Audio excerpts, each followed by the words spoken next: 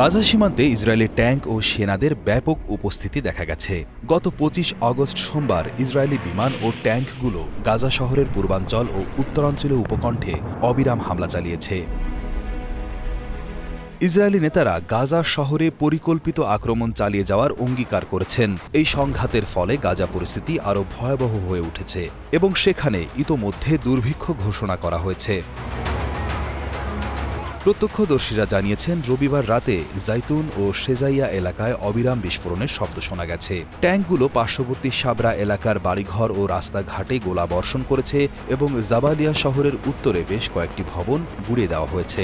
Israeli সামরিক বাহিনী রবিবার জানিয়েছে, তারা সম্প্রতি জাবালিয়া এলাকায় যুদ্ধ চালিয়ে যাচ্ছে, যার উদ্দেশ্য হল হামাসের সুড়ঙ্গ ধ্বংস করা এবং এলাকাটির নিয়ন্ত্রণ আরও জোরদার করা। তারা আরও বলেছে, এই অভিযান যুদ্ধকে অন্যান্য এলাকায় প্রসারিত করতে এবং হামাসকে এই এলাকায় পুনরায় কাজ করা থেকে বিরত রাখতে সাহায্য করবে। ইসরায়েল এই মাসে গাজা শহরের নিয়ন্ত্রণ নেওয়ার পরিকল্পনা অনুমোদন করেছে।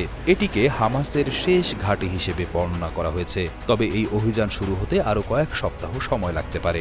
ইসরায়েলের প্রতিরক্ষা মন্ত্রী ইসরায়েল কাটজ রবিবার অঙ্গীকার করেছেন, গাজা শহরে আক্রমণ চালিয়ে যাওয়া হবে। এই বিষয়টি আন্তর্জাতিক মহলে উদ্বেগ সৃষ্টি করেছে এবং দেশের অভ্যন্তরেও এর বিরোধিতা দেখা গেছে।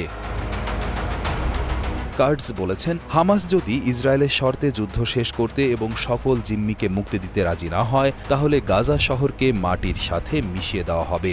হামাস রবিবার এক বিবৃতিতে বলেছে, গাজা শহরের নিয়ন্ত্রণ নেওয়ার ইসরায়েলের পরিকল্পনা প্রমাণ করে যে তারা যুদ্ধবিরতি নিয়ে আন্তরিক নয়।